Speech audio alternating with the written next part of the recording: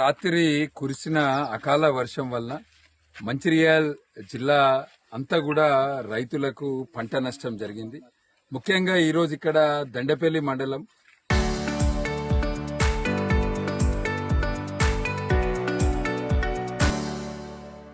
కొండాపూర్ గ్రామము, అదేవిధంగా ఇక్కడున్న పెద్దపేట గ్రామము, ఈ చుట్టుపక్కల గ్రామాలందరూ కూడా ఇక్కడ నీటి సౌకర్యం సరిగ్గా లేదు. పొలాలకు కావాల్సిన నీరు రాక వీళ్ళందరూ కూడా మొక్కజొన్న వేసుకోవడం జరిగింది.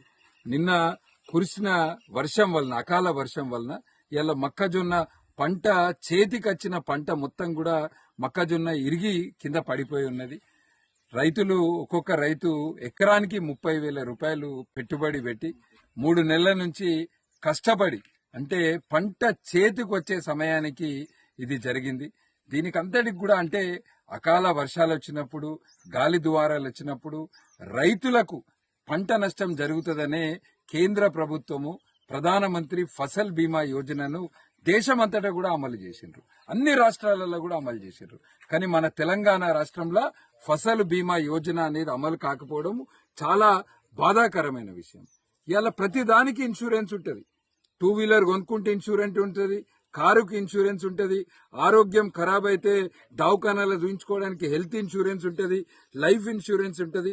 ప్రతి దానికి ఇన్సూరెన్స్ తీసుకున్నప్పుడు మరి రైతులు కష్టపడి పండించిన పంటకు ఎందుకు ఇన్సూరెన్స్ ఉండదని మేము భారతీయ జనతా పార్టీ తరఫున అడుగుతున్నాం.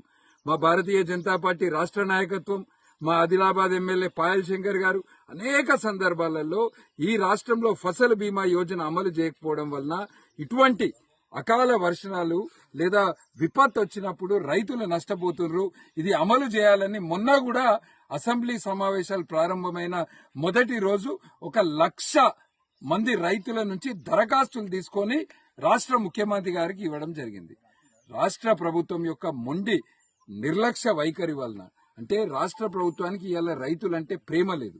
గతంలో బీఆర్ఎస్ ప్రభుత్వం ఉన్నప్పుడు అప్పుడున్న ముఖ్యమంత్రి కేసీఆర్ గారు 10 సంవత్సరాలు ఫసల్ బీమా యోజన అమలు చేయలేదు. కేంద్ర ప్రభుత్వం కట్టడానికి రెడీ ఉన్నది, మరి రాష్ట్ర ప్రభుత్వం చెల్లించాల్సిన అమౌంట్ చెల్లించకపోవడం వల్లనే ఈరోజు ఈ ఫసల్ బీమా యోజన ఇక్కడ అమలు అయితలేదు. మేము భారతీయ జనతా పార్టీ తరఫున డిమాండ్ చేస్తున్నాము. ఇవాళ కొండాపూరు, ఇక్కడ పెద్దపేట, దండపల్లి మండలంలోనే కేవలం 960 ఎకరాలు నష్టం జరిగింది. ఫసల్ బీమా యోజన అమలు చేస్తే రైతుల పరిస్థితి ఇట్లా ఉండకపోతుండే. అమ్మ చెప్తాంది, 30,000 పెట్టుబడి పెట్టారు, 3 సార్లు మందు కొట్టారు. ఇవాళ వాళ్ళ పంట చేతికొచ్చి వాళ్ళు అమ్ముకుంటే 80,000 90,000 రూపాయలు ఎకరానికి వస్తుండే.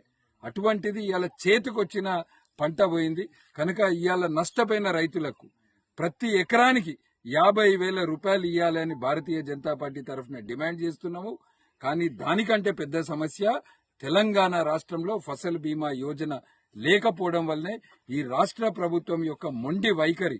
దీన్ని మార్చుకోవాలి, రైతులను ఇబ్బంది పెట్టద్దు. ఈ ముఖ్యమంత్రి గారికి మేము భారతీయ జనతా పార్టీ తరఫున డిమాండ్ చేస్తున్నాము.